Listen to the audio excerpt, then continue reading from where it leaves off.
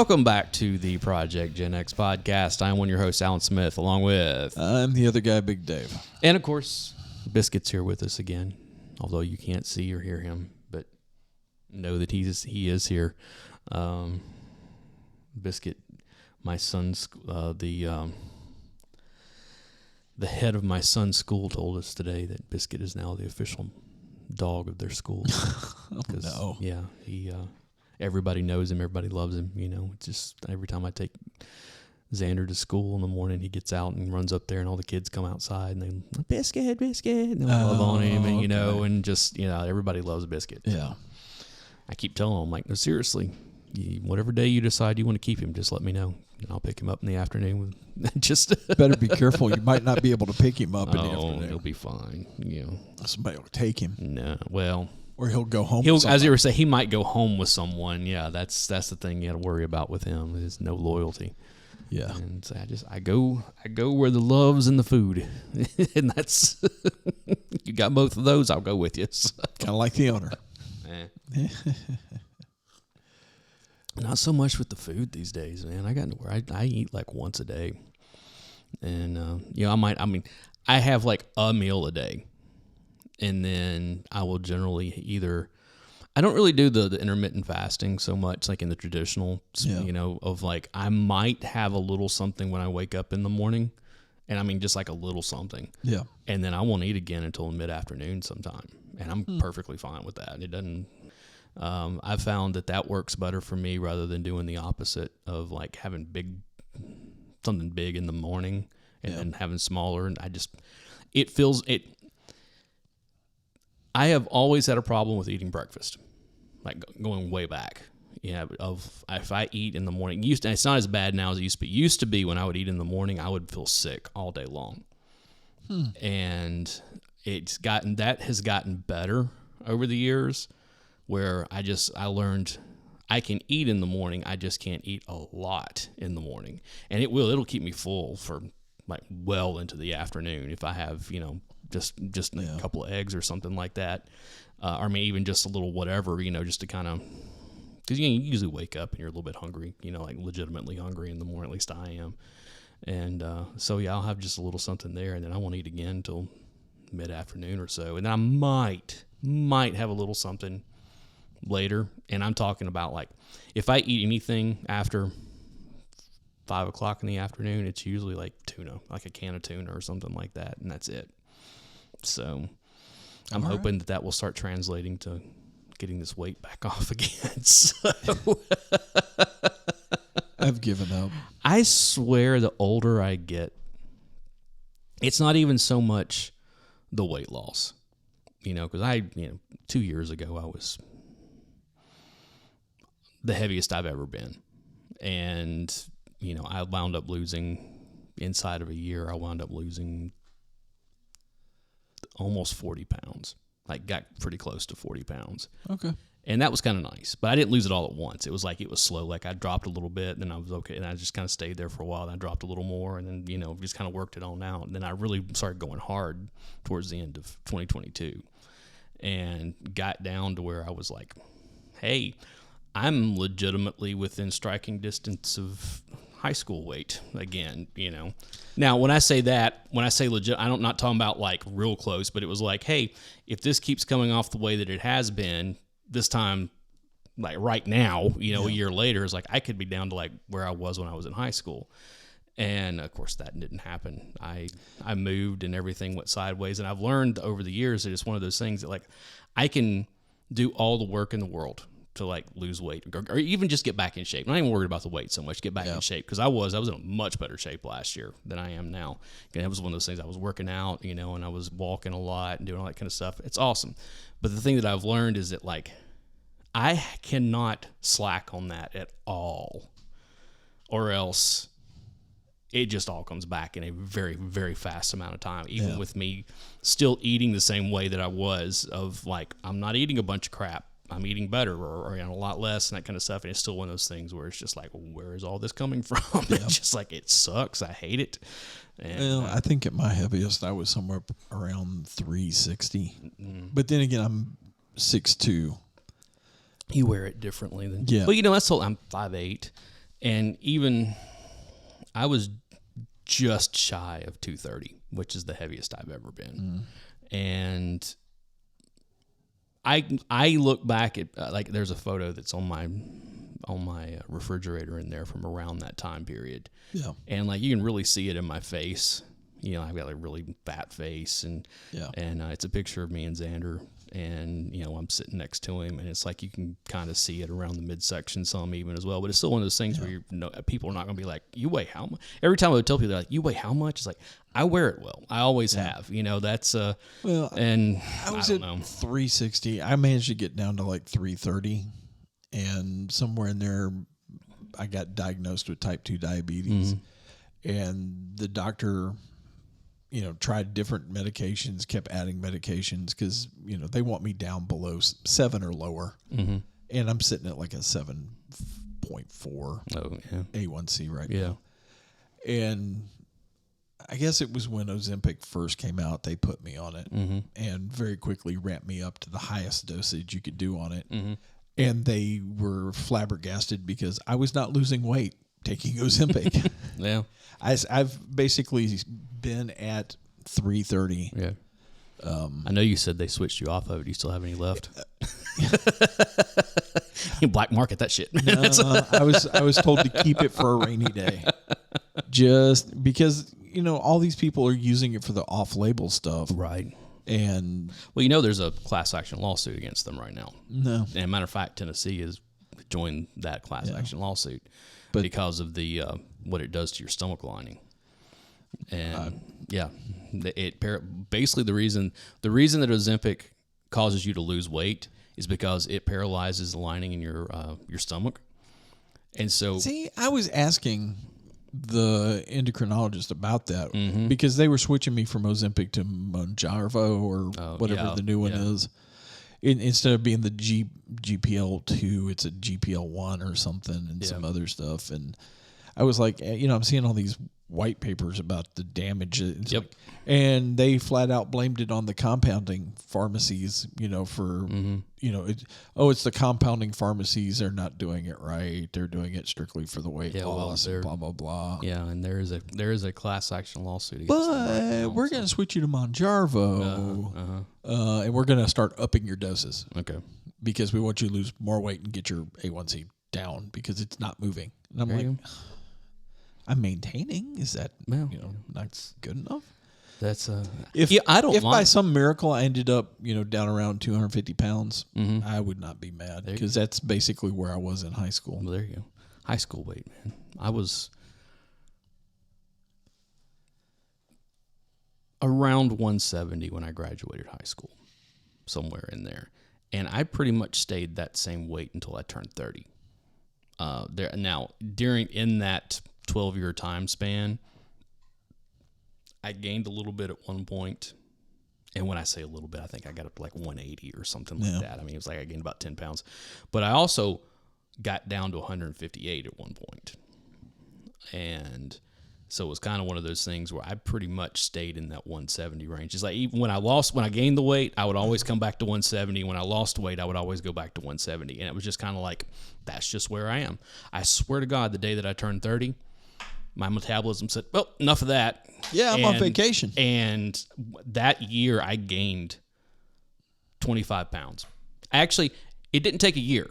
It took me about 5 months before I had put on 25 pounds. I'm like, what is this all of a sudden? I'm not doing anything differently than I was before. So freshman in high school, I was literally 6 foot, 200 pounds. And by the time I graduated, I was 6'2", 250. Yeah. And that's where I was for the longest time. And yeah, it's funny because like when I was in high school, and this is the funny thing I say, I got fat, okay? And which I did. I'd always been a chubby kid, that kind of stuff. But I was tipping the scale about 210. And you have to remember that I was actually shorter then. So is it possible for you to be shorter? Well, it's one of those things my growth was spread out over time. of like, the years that you generally, grow, but it was very little at a time. I mean, it was kind of like one of those, I did the usual, like, 10, 11, 12-year-old where you kind of do that sprouting up all of a sudden, and then it was just a long slog to the end of it of just little bit. Okay, this is where we're stopping, type thing. Yeah. So it was one of those things that legitimately, like when I was entering high school, I think I was about 5'5", 5'5.5", something like that. Mm-hmm. And by the time that I got to college, I had gotten to 5'8", but that was it. It was just like, boom. You're 5'8"? Mm-hmm. I thought you were still 5 foot. Mm-hmm. All right, bigger. There were some hand gestures made in the studio here. I still like that Brad. Is it Johnson or Arms? What's his last name? Williams. Brad Williams. I knew it was like a common name. That whole thing talking about Brad Williams. I'm going to start calling him bigger. If you don't know Brad Williams, he's a little person, and he's a comedian, and he is absolutely hysterical. Hilarious. You should go and check out some of his There was specials. this clip of him going around like people, like says like, people, my friends who are all tall, they'll call me a midget to like, make fun of me. He's like, I'm trying to figure out something to call, normal sized people. He's like, I've got one, but I got to be careful with it. He's like, I'm going to start calling them biggers. It's like, that's right. I'm bigger than you. But it's one of those things. It's like, so, and it's funny because thinking about like that 210, I'm right around that right now. Yeah. But it's one of those things where 210 at my age is different than 210 at 16. Yeah. Because it's one of those things that I can look at that stuff and I'm like, oh, again, I carry it differently now. My 210 is a more muscular 210 than what it was back then, where it was just fat, and it's just all right. My 330 is a mixture of muscle and fat, and it's kind of like linebacker carry. Yeah. It's mine. If I could just get this around the middle section, that's the biggest thing. It's right here. Everything else I have no problem with. It's always the middle. I know, and it's just, and it's like the first place I put it on, and the last place I take it off. And even when I was at my most fit, and I actually was starting to like, I could actually starting to see some definition, in the abs and that kind of stuff. This was still here though, it was like, I'm in shape. Round is a shape. Right, yeah. Right. What is it? The people always, brag about having a 6-pack. It's like, well, I got a keg, That's more like the delivery truck. Yeah. I like to keep my 6-pack in a nice koozie, keep it cool, then. Have you ever seen Brad Williams talk about the time he met John Stamos? I think I have. I think I have. That's the dad on. Oh, you're talking about Bob Saget. Bob Saget, yeah. Bob Saget was a friend. He got to be friends with Brad, right? And they were all going to be in the same place at some point. And Bob comes running into Brad's dressing room, just super excited. It's like, you've got to come meet John Stamos. Mm-hmm. He was like, oh yeah, that would be cool. He said, no, you don't understand. He has that phobia of little people. He's like, it just terrifies him to no end. He goes, so what I want you to do is I'm going to introduce you to John, but I'm going to wait. I'm going to go in the room and half block his view of you coming in. And then when you come in, we're going to all watch him freak out. Mm-hmm. And Brad salutes him. He goes, I understand the assignment. So they go to John Stamos's dressing room. And Bob walks in and kind of blocks his view of Brad. And Brad immediately runs in, grabs John Stamos's leg, and starts humping it. And John Stamos is just freaking out. That's hilarious. Oh, man. That comedians. I've always... Do you remember a show that was on... I think it was syndicated, but it was syndicated to a lot. It was kind of like Arsenio Hall, where it was syndicated, but it came on a lot of Fox affiliates, that type of stuff. It was called Comic Strip Live. Yeah, late 80s into the early 90s, And it would come on Saturday nights. Yep. Here it came on Saturday nights, usually after SNL. That 11:30, Okay. 12 o'clock time frame, what it's like that. And I used to sit up and watch it because I used to love it. And it's funny to think about, like, that's the first time I saw Tim Allen. Yeah. Okay. Like when he was doing his stand-up. Yeah. And as well as a whole bunch of other, people during that time period. Yeah. It was like, that was always just like so cool to see, okay, who's going to be on here now? And or if you could go over to a friend that had HBO and and you had that too, the comics or the HBO Comic Jam or something like that. Yeah. And those and there was two different, I forget what the main HBO one was called, but then there was the Def Comedy Jam. Yeah. Which that was a little more ethnic, but again, that's where first time I saw a lot of guys like Cat Williams, or that actually Tucker, Tucker, that's where I saw Eddie Griffin. That's where I saw Eddie Griffin the first time. It's where I saw Damon Wayans the first time. This is before In Living Color, and like some of them like who was the other, Tommy Davidson. Yeah, I remember seeing him on there, and of course I think Chris Rock got his start on there. He had already done a couple of movies, but that was the New Jack City era, and that kind of stuff. And it just I remember seeing a bunch of that and just like George Wallace was on there all the time. George Wallace was hilarious, man. And then what's his name? Robin Trower,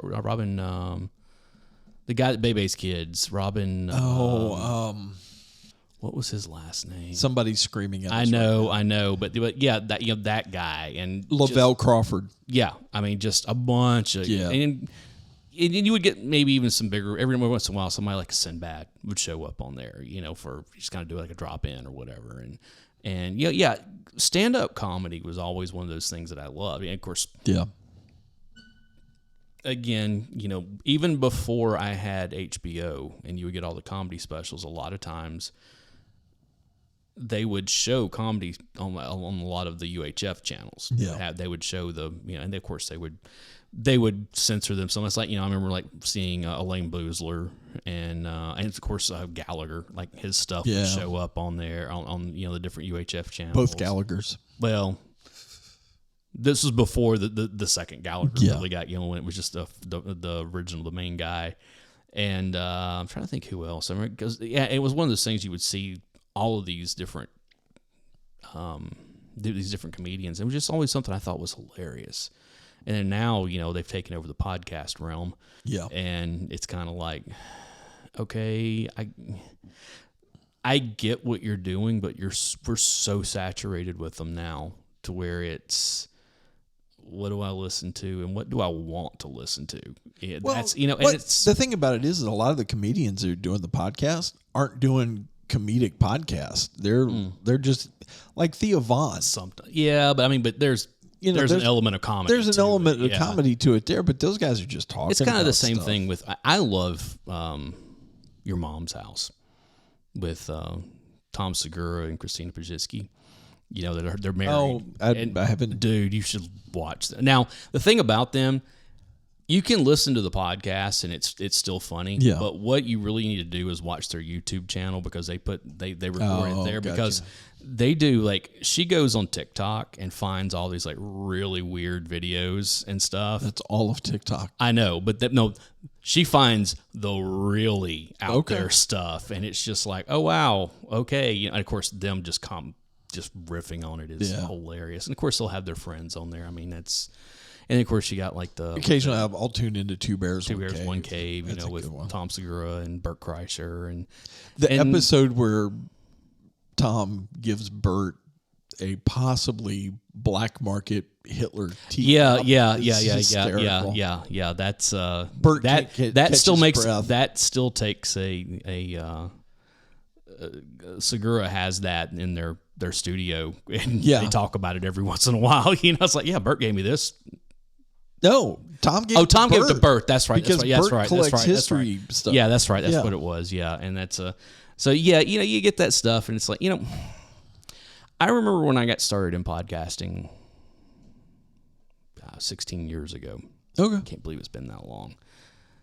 And we weren't even on the front wave on it. We were on that secondary wave. Yeah. That, there was already some stuff like, let's be honest, the person who really took podcasting to the level that... It was Rogan. No, it was before him. Really? It was Kevin Smith.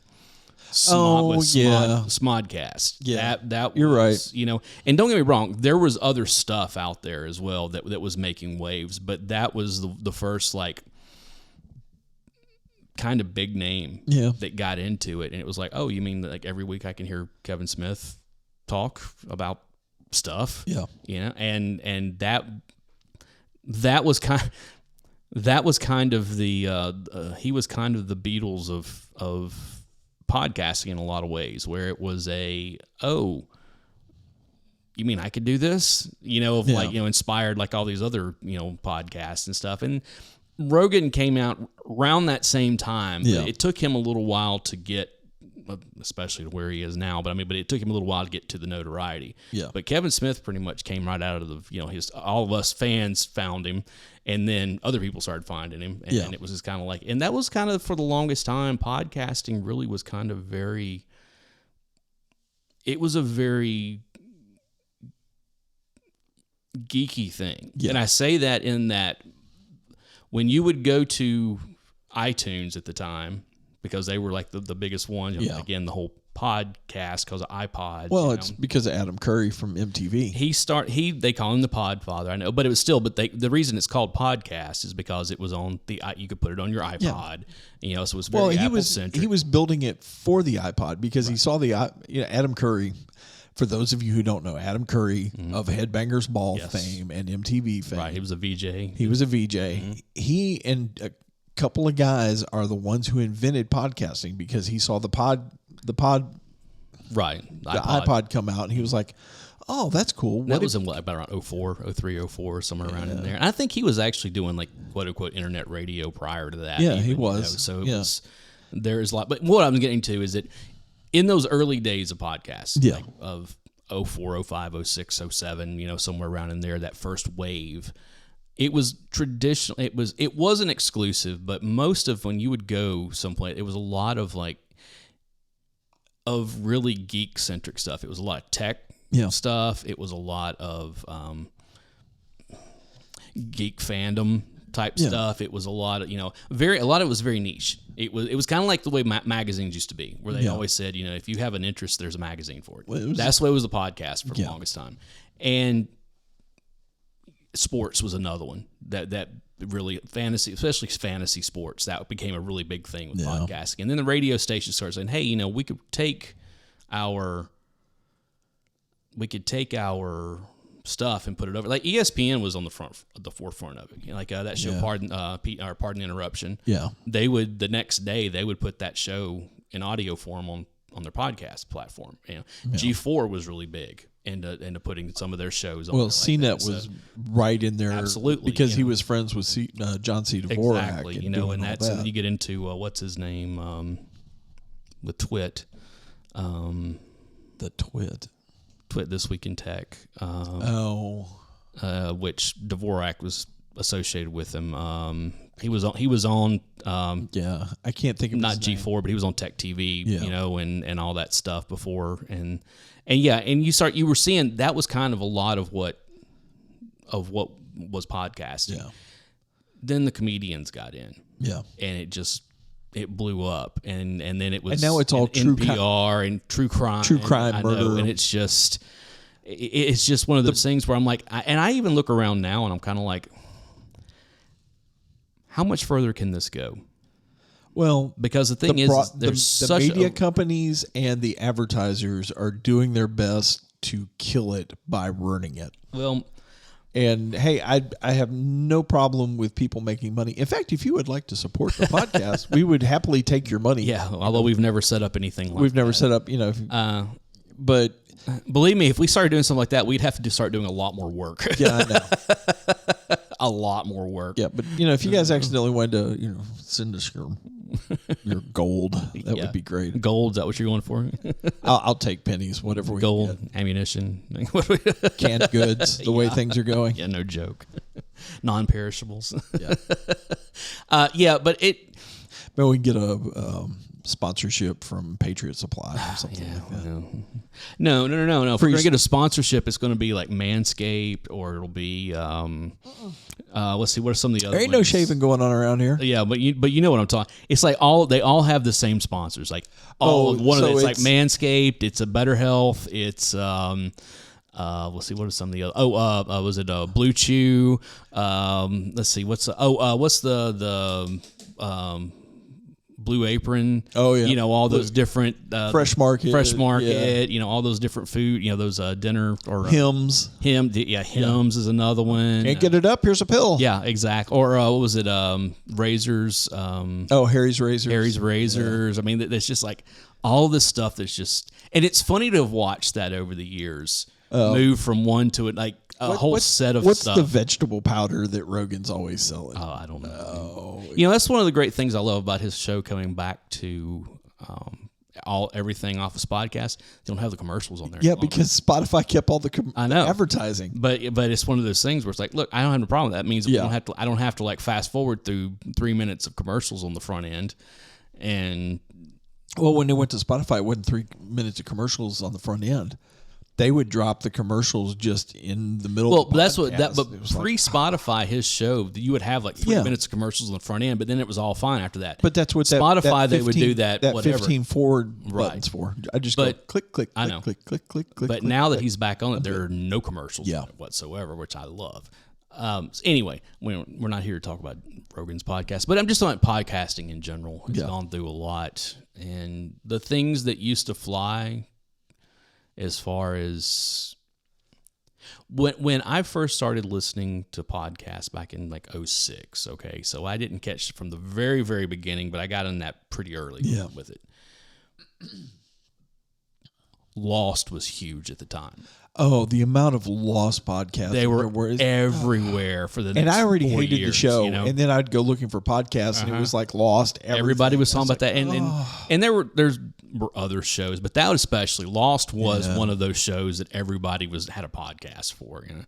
And that's going back and thinking about when I was on Cinegeek. Yeah. We talked about Lost quite a bit for those first few years. I mean, that was kind of, we started in 2008, so we only caught like the last 2 seasons of it or something like that. Yeah. But it was still one of those things where, I mean, like, we had after the finale aired, we did like a whole 2.5 hours just talking about it, and everything, because we had talked about it so much over the previous 2 years, and everybody that was on the show loved that, that show. And so it was kind of, I know you hated it because you hate everything good. So it's like, no, I don't. I watched like 3 episodes and was immediately lost. So I quit watching it. I can't help that. It's a junk You couldn't show. keep up with it, so it's. I don't like it. I love that show. I started rewatching it. You know a good show ago. that I'm rewatching again? An excellent show that everybody should go back and rewatch.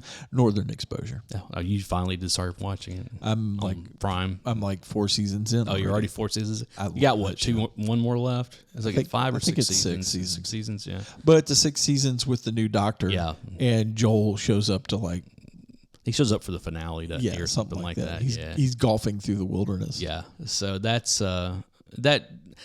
that show is on my list to go back and rewatch again because such a good show. I remember watching it when it was on the air back in the early 90s. I forgot about Adam and Eve. Janine Turner. Oh my God. And if there was any way that I could have gotten in a room with her and Dana Delaney during that time period, they could be sisters. They look so much alike. I mean, I always thought Dana Delaney was really attractive. Smoking. Yeah. I'm talking about China Beach, Dana Delaney. And while we're in that, Sherilyn Fenn, man, going Twin Peaks there, and of course, what's her name was on there too.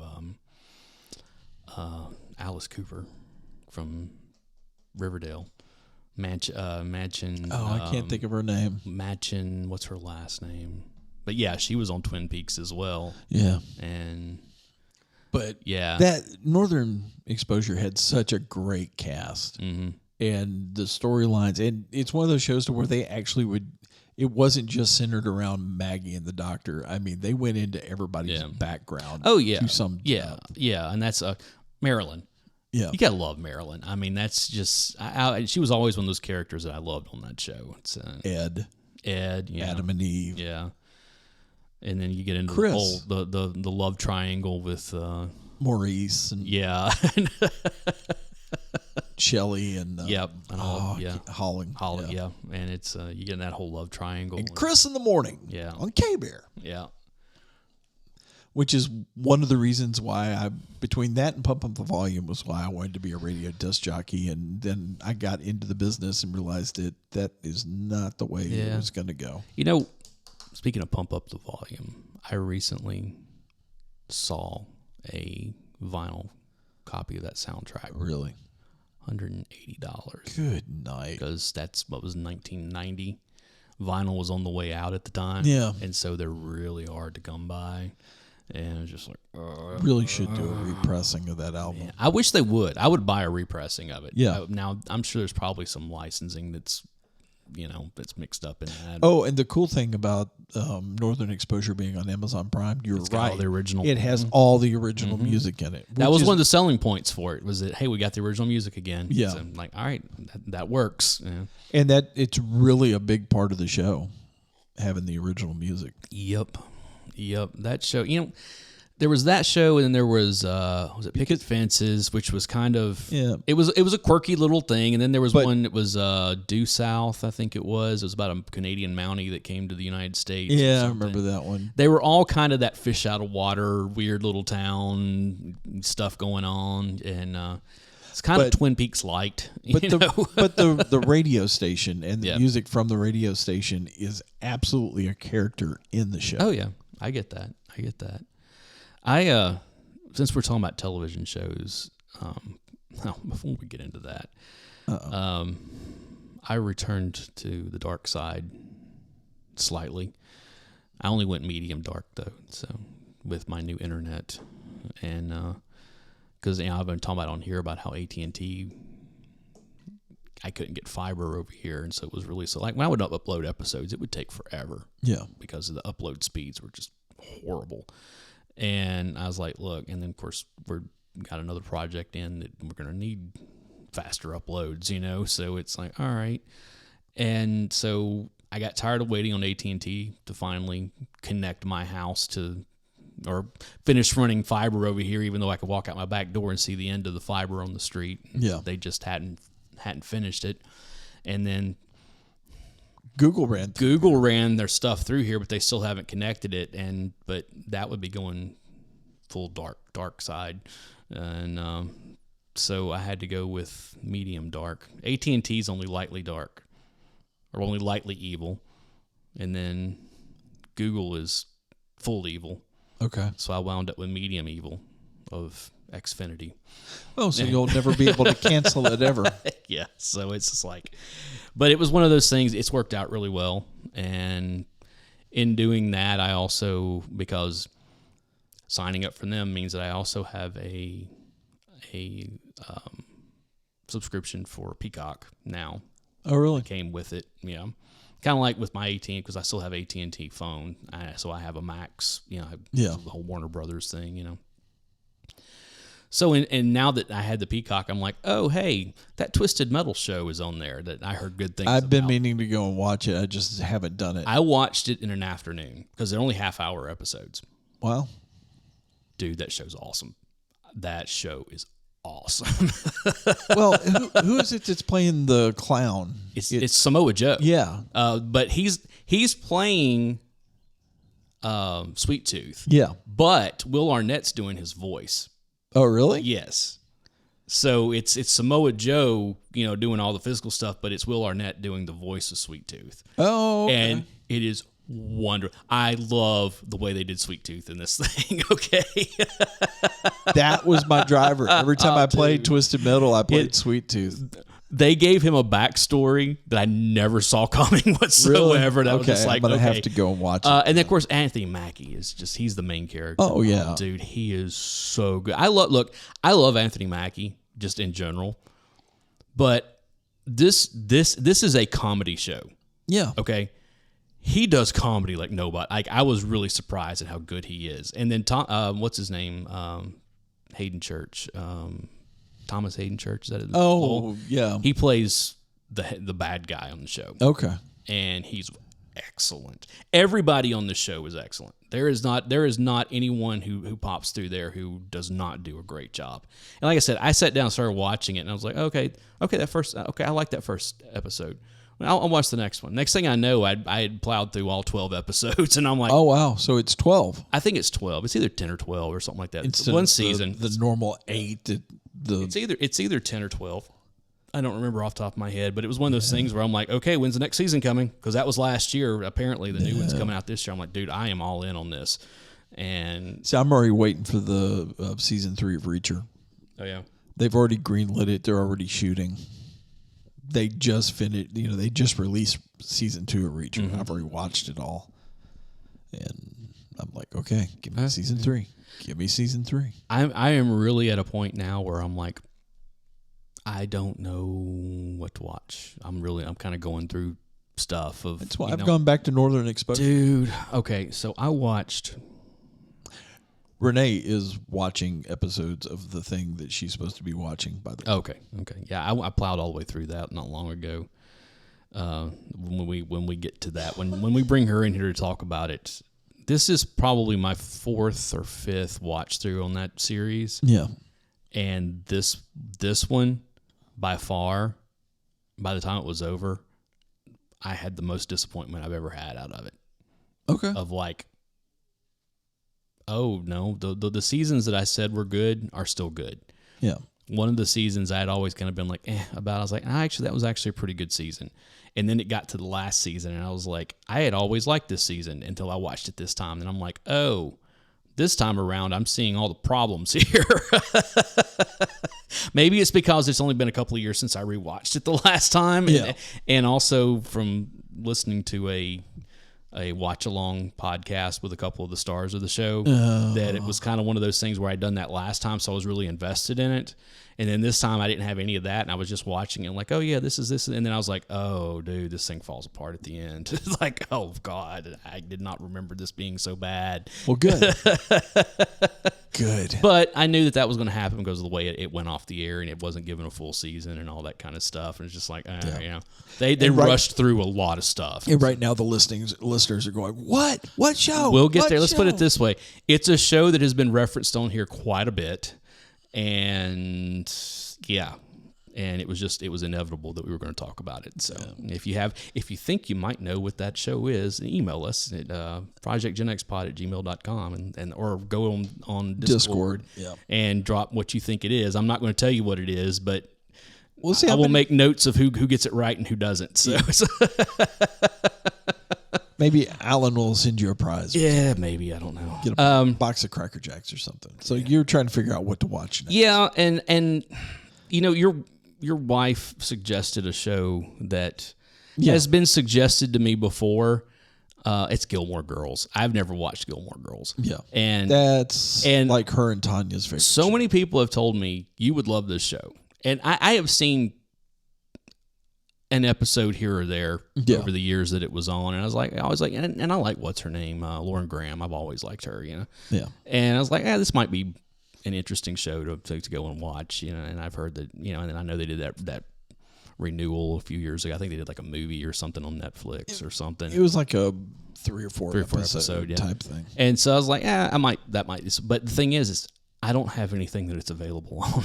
And I'm like, I don't really want to go buy the DVDs, and so I don't know, man.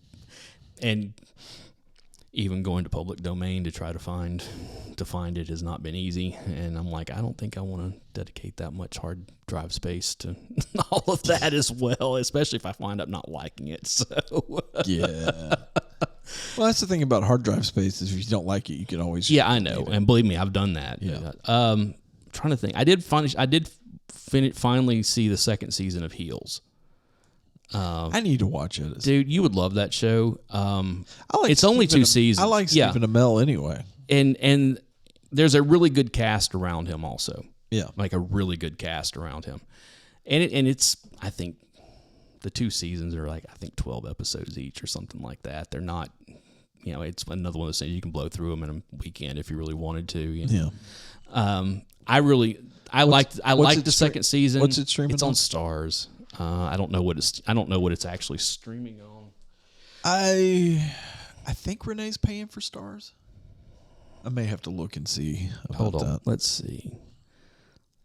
For those of you, we say this every time. The Just Watch app is great. Let's see here. Heels. It is streaming on. Oh, you know what? What? It's only available to buy now. Apple, Vudu, and Amazon. Oh, did you hear about Vudu? No. They've been bought, or they merged one of the two with Fandango. Well, they did that a long time ago. Well, but Fandango is taking it over. Like, it's getting ready to be Fandango TV or something like that. It's not going to be Vudu any longer. It's been saying Vudu Fandango. Right, but Vudu's getting ready to go away. It's just going to be Fandango. Okay. Yeah, so... that's it. Doesn't even say that it's available on Stars. Well, so that's not how I watched it anyway. So, but I'm not going to ask. The same way everybody else is watching stuff that they don't have the streaming service for. Not me. Yeah, I know you're such a rule follower. So no, if it's not available, I don't care. There's other stuff to do. Yeah. So I finished up True Detective Night Country. Couldn't care less. That show was good until the final episode. That show was good until the final 10 minutes of the last episode. 15 minutes, maybe. Oh, no. And it's one of those, like, really? How many episodes was it? 6 episodes. So that's all it was. You got 6 5/8 in. And it was, I was with it. I'm like, okay, good. Oh, man, you completely screwed up the landing on this. Like, completely. They did the cardinal sin of you're telling this story. Okay, this is going someplace good. This is going someplace good. And, oh, yeah, right here at the very end, we're going to introduce something that we've never even thought about before. Of, like, whoa, where did this come from? This came out of nowhere. Like, completely out of nowhere. It's like, yeah, just like, no. That is especially when you're dealing with, like, murder mysteries. Yeah. When you're telling a story, whoever did it has to be a part of that story at some point. Yeah. Now, I will say whoever did it did appear in, like, the first episode, but there was never anything after linking them to it whatsoever. It was just kind of one of those, like, oh, yeah, and by the way, this is who did it. And it was like, no, okay, you can't do that. That is just... terrible. Yeah, and Jodie Foster was great in it, though. Jodie Foster is... I'll watch Jodie Foster again, one of those actors. Not everything that she is good. But she's great in everything. Not everything that she is good? Not everything that she is in is good. But she's always great in everything. Does that make sense? Mm-hmm. There are quite a few actors like that. It's like, hey, they've done some really crap movies or television shows or whatever, but they are always good, no matter how bad the project is. And she's one of them. And Nicolas Cage. That can be debated. I threw that one out there just to watch you squirm a little bit. That can be debated. He's a guilty pleasure. That as long as you... Nicolas Cage is one of those dudes that, like, when he's good... He's on. He's great, okay? Yeah. But you don't know what Nicolas Cage you're going to get whenever you start watching something. Are you getting Willy's Wonderworld, or are you getting Wicker Man? Yeah, dude. Wicker Man is always the one that people go, but there are so many other ones as well that he's just not. He doesn't turn down a script. I know. Well, he lost all that money. He lost almost everything he had. I think he's got it all back. He may, but I love the fact that it's Nick Cage and his headbanging son. Yeah. Yeah. If you've ever seen pictures of Nick Cage and his son walking down the street, you're like, what? Did you ever get around to watching whatever the name of where he plays himself? No, I want to. I haven't been able. You got to see that movie. It's not a good movie, okay? I will tell you that right now. Yeah. But it is highly entertaining, okay? Nick Cage and Pedro Pascal, come on. And of course, it spawned that meme. The meme, them in the convertible, or just like, yeah, it's but yeah, it's a fun movie. It's not a good movie, but it's a fun movie, and it's well worth watching. But yeah, Night Country just didn't. It just didn't land, and that's a shame. It's a real shame, and I don't know what's going to happen with that television show. Hopefully, it goes away. Have you ever watched any of it? I tried watching some of it. That first season is so good. It's slow. It is a slow burn. I mean, it is a. I don't mind slow burns, burn, but it didn't do anything for me. Really? Yeah. The first season? Yeah. Really? Yeah. Okay.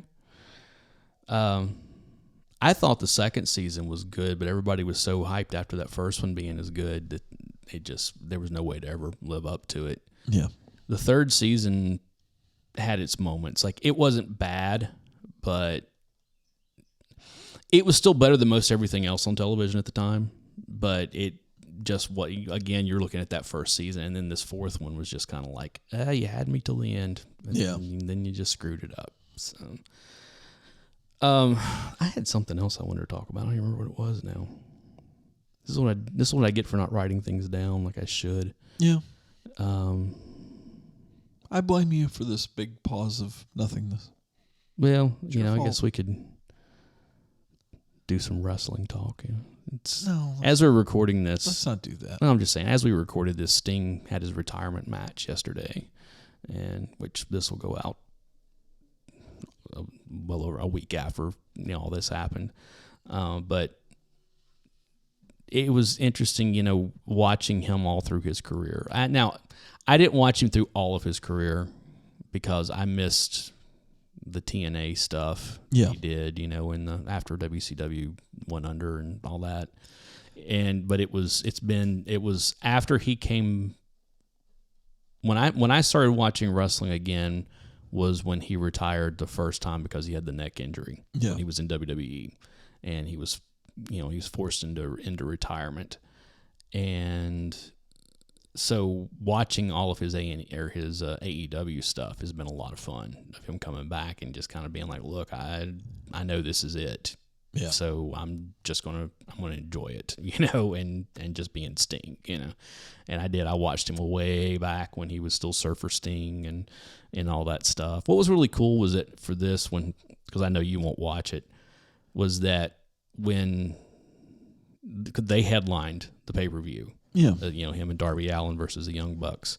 And so Darby, the Bucks came out first, then Darby came out, and then they played this little video where it showed him like going into a movie theater and sitting down, and it was showing highlights of his career. Yeah. Like, all the way back to the beginning, through, and which was really kind of neat to see, Yeah. And then when they came back to the arena, his music started, but it was his old music. Oh, really? From when he was Surfer Sting. Okay. And his sons were there, and one of his sons came out wearing his old gear, like had the face paint and the hair and everything. Yeah. And then his other son came out as Wolfpack Sting. Nice. Yeah, and then he came out as where he is now and everything, and they were doing Seek and Destroy. They played when he came out. That nice. And I was like, oh, this is good. So yeah, that's kind of one of those. Rob Van Dam came into AEW a little while ago. He's been doing some shows, and it was really kind of cool because as soon as he came in, they were playing "Walk" by Pantera. Yeah. Tony Khan has been great about licensing songs, rather than we'll just get you a new or whatever. And so it's you hear that music hit, it's like, oh, here we go. Just kind of. So yeah, it's like when they re-recorded I don't like Edge's music. Yeah. And he got his wife to do the "You Think You Know Me." Well, but that's the funny thing. He doesn't say "You think you know me." For AEW, she says "You think you know him." Oh, they changed that. Okay. Yeah, and then, but it's like with CM Punk going back to good riddance to WWE. Well, the version of Cult of Personality that he's using there is a new recording. It's Corey Glover, it's whatever, but it's not the original version of it. They re-recorded it. Yeah. And it's just like, and you can always tell it's like, oh, they phrased that a little differently or this or that. Yeah. It's just like, I have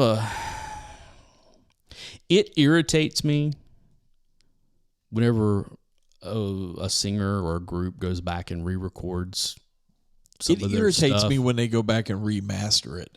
Well, I'm just when they re-record and they do new recordings of it because there's always something different. Yeah. It's like, no, that's not how they did that or this or that kind. Probably one of the things like when Old School came out. Yeah. And David Coverdale went back and re-recorded Here I Go Again. Yeah. And of course he couldn't hit those notes in the middle any longer, and so they lowered it, and all this kind of stuff, and it's like, oh, see, this is not the same song. This is just play the old version of it,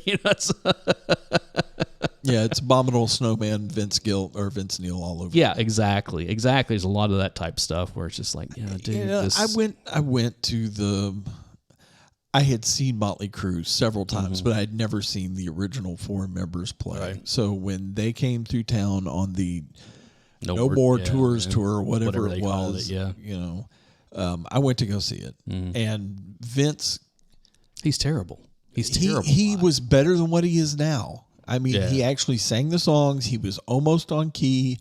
Almost. And you could tell they had tuned down so he could hit some of the almost notes. That happens as you get older, though. But that's just... The thing I'm happy about is I got to see Mick Mars do his thing one last time with the crew. Yeah. I don't know. I just... And it all comes out that it was probably all tracked anyway. Oh, absolutely. Except for Mick. Absolutely.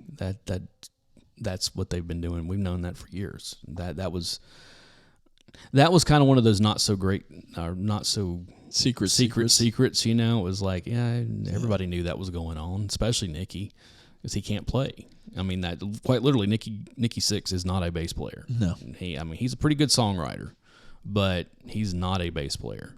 And I had it on good authority that before they were using tracks, they actually had somebody backstage playing. Yeah. And well, you could tell. Yeah. I mean, the hand motions didn't match up with what was being played. I know. And I remember seeing them live and being like right down front and watching him and being like, it wasn't even the fact of like that kind of stuff. It's like, he's not even in the right place. Yeah. Like what's coming through and what he's playing are two completely different things. It's just like, it's like that works whenever you're 10 rows back or whatever, but when you're right down front, it's like, if you know anything about music, he's not playing. Yep. There was another singer really big in the mid-90s that I had really close tickets to see. Yeah. And I was about 2 songs in when I realized that they were not singing live. And who was it? It's Alanis Morissette. And this was in 96. This was towards the end of her Jagged Little Pill tour, and I literally, I was like, wait a second, she's not singing. Like, what's coming through there and what's coming out, that's not, and I was just like, wow. And the thing is, I saw her after that, like when the next tour that she did, was it supposed Former Infatuation Junkie or whatever her second album, her second big album was. I saw her on that one and she was singing there. I mean, that was... Well, you said it was towards the end of the tour. She was probably just trying to get through the end. Had blown her voice out. But that really, I was just like, wow, I cannot believe... Yeah, phoning it in. That I'm seeing this, And, what you doing, Biscuit? He doesn't care. He's like, I don't even know who Alanis Morissette is. Oh, you woke him up. He's okay. Yeah, I was looking the other day at what's coming out in the theaters. I don't have a clue. I quit looking at the theaters. I figured you'd go see Dune Part 2 since it just came out this last weekend. So I have been working on ever since COVID started. I've been working on my home entertainment center, and with all the money I'm paying out in streaming services, I just wait for it to come to streaming and watch it at home because I don't have to deal with idiots ruining the film for me. If there's a movie I really want to see, I will get tickets opening weekend, but I try to do it. If there's something I really, really, really want to see, if I can get like very first matinee in the middle of the week. Either that or I will do the 9 o'clock on a Tuesday evening when I know there's not going to be hardly anybody there, or a Monday night or something like that, where it's like, okay, there's not going to be anybody here. Right. And although I have been surprised a few times when I've pulled those, gone to do that, and I'm like, oh, wow, there's like a couple dozen people here. Just like, wow, I can't believe this. Then I don't like the new theaters. Yeah. I don't. You always complain about that. I do. I like them. I like kicking back and just like, okay. No, and they're not comfortable for me. Doesn't bother me any. And I like the reserved seating also. I hate that because that is it means that I don't have to get there early.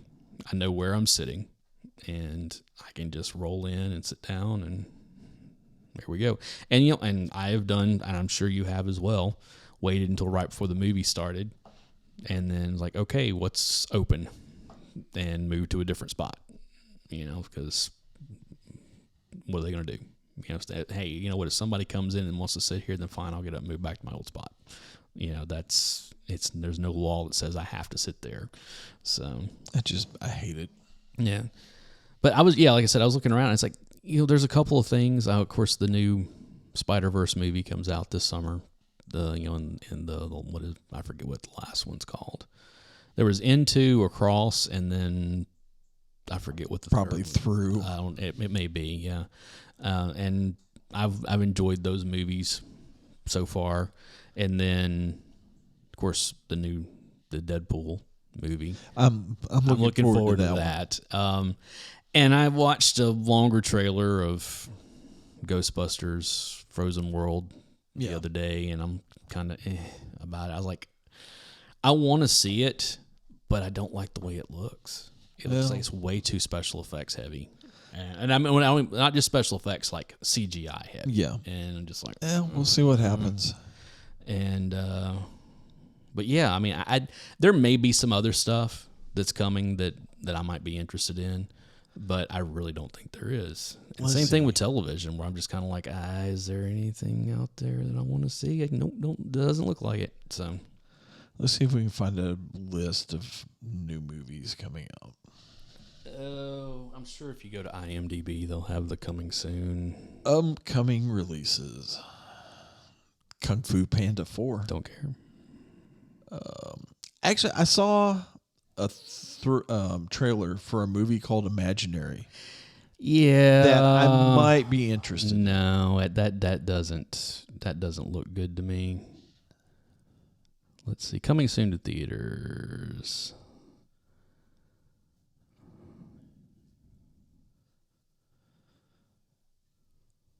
Yeah, like I'm into Ghostbusters Frozen Empire is in March 22nd. Yeah, it's towards the end of the month somewhere. And Seduction of Dracula, maybe? Yeah, there's a bunch of Dracula movies. Vengeance of Dracula, The Reincarnation of Dracula, The Resurrection of... Yeah, I don't know what the deal is with all of that, so... Oh, did you see the...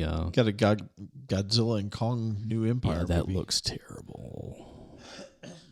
That looks real terrible. Did you see the photo of the new Crow? God, that looks terrible, man. Why won't Pressman just quit? I don't know. They are... And here's the thing. The guy who wrote the new Crow movie... is bragging about the fact that he's never read it and he's not sourcing the original material at all. It's like, why bother? Yeah, that only goes through the end of April, and I didn't see anything in there outside of Ghostbusters that I care anything Civil about. War. Don't care about that. That trailer looks... I know it's an A24 movie, but that trailer does not look good. And Don't Tell the Mom the Babysitter's Dead 2. 2? I think it's 2. Or is it a re-release. It's a re-release. Yeah, there are a ton. It's not a re-release. It's a remake. Oh, that's even worse. Yeah, that's even worse. There are a ton of Ministry of Ungentlemanly Warfare looks pretty good. Okay, that's got the guy who was playing Superman, Henry Cavill. Yeah, it's got Henry Cavill in it. My only real question that I have about anything movie related, and this is probably going to be I see one here that you should be interested in. What? It's got Jesse Eisenberg in it. What is it? Sasquatch. Oh, Sasquatch Sunset. Sunset. I don't know what that is. I know it's got Sasquatch in it, so you're gonna maybe love that. Yeah. I just want to know how it is that the obvious blockbuster movie, coming soon blockbuster movie, the American Society of Magical Negroes. Oh, how did that not get released in February in Black History Month? I have no idea. Oh wait, May 10th, Kingdom of the Planet of the Apes. Nah, I don't care. I've seen one of those new Planet of the Apes movies, and it wasn't terrible, but it wasn't great either. I was just kind of about Furiosa, a Mad Max song. Really? Have you seen the trailer? Look, I really enjoyed that Mad Max movie. What was it called? I don't remember what it was called now. Fury Road. Fury Road, yeah. I really enjoyed that. I really enjoyed Charlize Theron in that movie as Furiosa. And I really love Anya Taylor-Joy. Yeah. But that's kind of the same thing like I was complaining about with Gotham, where the actors that played Selena Kyle in that show, when it came to the last episode, they substituted someone else in to play her, like an older version of her, and it's like, okay, first off, the woman that they put in there, Lily Simmons, was the actor that they put in to replace her. Well, Lily Simmons is probably 6 inches taller than the woman that played the girl that played Selena Kyle in that show, and it's just like, you can't do that. Same thing there. I know this is supposed to be a younger Furiosa, but there is no way that Anya Taylor-Joy is growing up in Charlize Theron. Okay, that just doesn't happen. July 19th, Twisters. No. You're just... Don't care. Borderlands. I never played that video game, so... I'm kind of looking forward to Borderlands. I never played the video game, so... Alien Romulus. Is that another Aliens movie? Yeah. Oh, no. Considering that Prometheus was so bad, and I didn't even get around to watching what was that next one that they did that had Danny McBride in it? Oh, you know what I'm talking about? Yeah, I didn't even get around to watching that one because Prometheus was so bad. Craven the Hunter? Nope. Really? Nope. Dude, did you see Beetlejuice? Is that coming out this year? Yeah. Right. September 6th. Did you see that clip, the opening monologue of Sydney Sweeney on SNL? No. She's like, "Hi, I'm Sydney Sweeney." He's like, "You've probably seen me in Euphoria or Anyone But You." And I definitely know you didn't see me in Madam Web. Sony, all of this stuff that they're trying to do that's Spider-Man related, that doesn't have Spider-Man in it, it's just going to fail. It's just, I know Venom was pretty good because Venom had established himself as his own character over time, Joker, Folie Deux. That's in the fall, isn't it? Yes. Yeah, I will see that, although I'm not real excited about it because I don't like the premise. Really? And I would really love to see Warner Brothers and DC Comics get away from Harley Quinn. Just leave her in the past and go on and do stuff without her. She's in everything. I mean, it is as bad as Wolverine was in the 90s in comic books, where it was like, oh, put Wolverine in it, put Wolverine in it, put Wolverine in it, and it's just Venom 3. Yeah, I liked those movies well enough, but not enough to be excited for a third one. I like Tom Hardy as character. Oh, have you seen the trailer for Bike Rider? No. Oh, no. Yes, I have. Yeah. Yeah. Yeah. I want to see that. That looks good. It's supposed to be based based on a true story, right? And they're based out of Chicago, so we know what MC they're supposed to be. But I saw that trailer the other day. I was like, I may have to watch this one. So yeah. And again, I like Tom Hardy. So well, also the guy that played Elvis. Is that who that is? Yeah. Okay. Yeah. I haven't seen Elvis, so it's actually not a bad movie. You cannot pay me to watch a Baz Luhrmann movie. I like Baz Luhrmann. I do not like Baz Luhrmann. His movies are all style over substance. So there's evidently an untitled Karate Kid movie coming out. Yeah, we don't need that. Isn't the new season of Cobra Kai coming here before long? It's got both Jackie Chan and Ralph Macchio in it. No. So yeah, I think so. Yeah, that's. But yeah, it just doesn't seem to have Nosferatu with Bill Skarsgård. Is it a remake? I think so. Yeah, but that original Nosferatu is so good. That's coming out Christmas Day. Yeah, I don't know. I'll have to see a trailer on it before I. Yeah, I'm just you noticing all that stuff. There are like no Marvel movies. No, I'm so happy with that. Just let it sit for a while and. No, it waits until the next year. February 14th of 25 is Captain America: Brave New World. Yeah, well, I doubt that date holds because You think they're going to push it back? They pretty much had to go in. They're doing extensive reshoots. Really? Mm-hmm. It's all with Anthony Mackie at this point, right? Mm-hmm. So what was the problem? Probably the same problem that they had with the new Daredevil series, that they've had to go back and completely retool, and which is bad writing and a bunch of the stuff that they've been putting in the shows in television or in movies is not flying any longer. And so now they're going back to maybe we got to get back to the comic book roots of this stuff. Oh, imagine that. Yeah, I know. And of the original comic book roots of this stuff. Yeah. Yeah. And that has been, hey, as long as Bucky is there to be a foil for. I think he's supposed to be in that movie as well. I really enjoyed Falcon and the Winter Soldier. I really enjoyed that show. I know some people have had problems with it, but I really enjoyed it. That interaction between those two, I know. It's the ultimate buddy movie. I know. But yeah, I've really enjoyed watching all the problems that Disney's having. And, they're in the middle of a hostile takeover. And by Eisner, right? Nope. No? It's by Pekik. Pekik. He was there before and was forced out, and that's when Eisner came in. Okay. And now there's another guy named Peltz who was also a large stockholder. Yeah. That has turned over his shares, his controlling shares, to Bob Pechik. And now there's a hostile takeover, and there's been a couple other board people who are throwing their shares in as well, to where they're going to have a large enough percentage to where they can actually mandate new board members and kicking some old ones off and that kind of thing. There we and go. Get rid of Bob Iger. Yeah. And it's like, yeah, that's exactly what you need to do.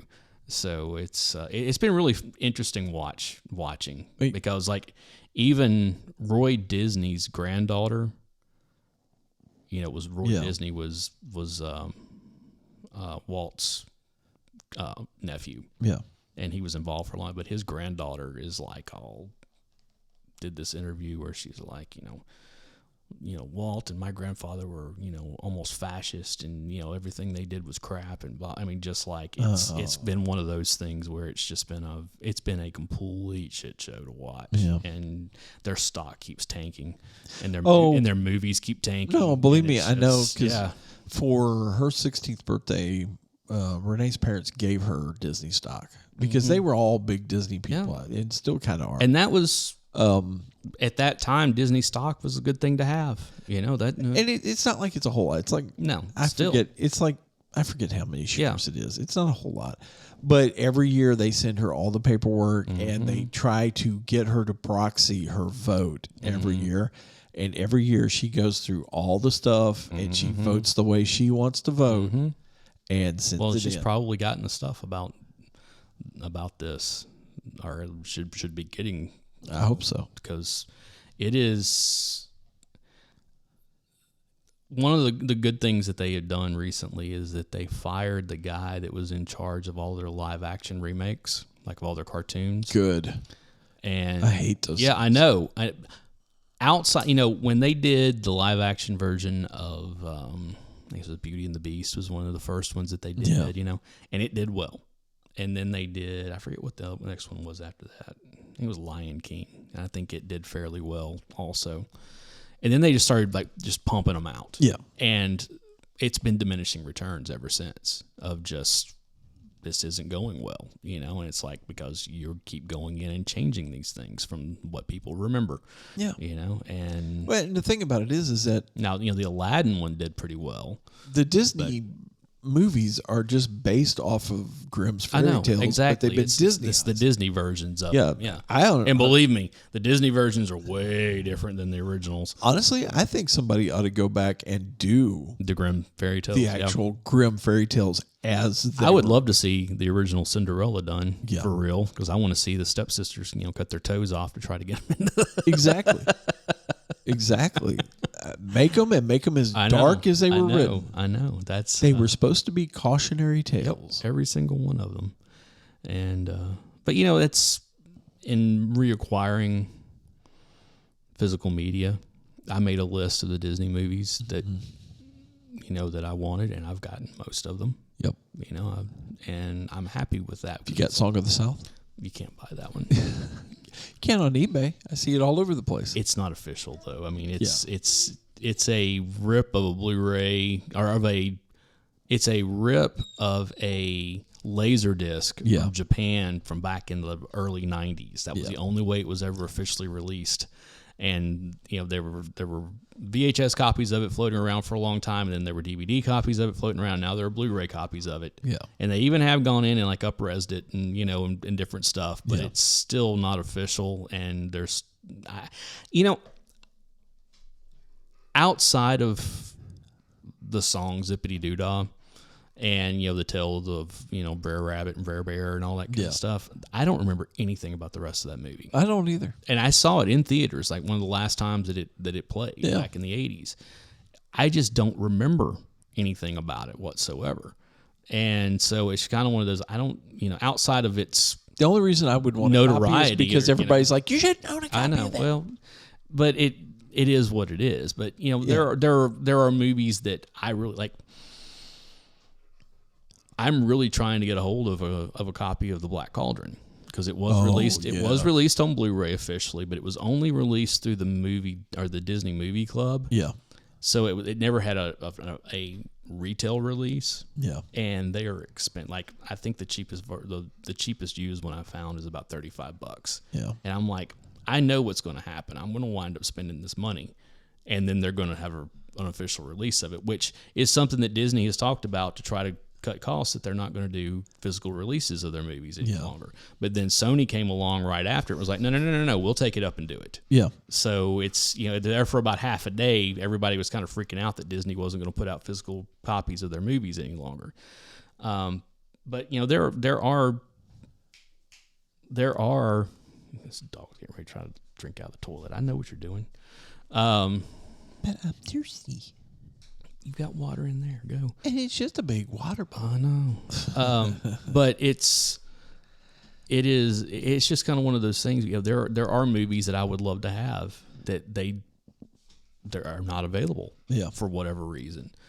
And I don't know. That's kind of the whole thing again with physical media. I'm really happy. Welcome back to the wagon. That, my mom had a copy of Something Wicked This Way Comes on DVD, and that I have it now, and it's one of those things that I'm like, I'm really happy that she had that, because that thing has gotten really expensive to try to find, because you can't just walk in someplace and buy them any longer.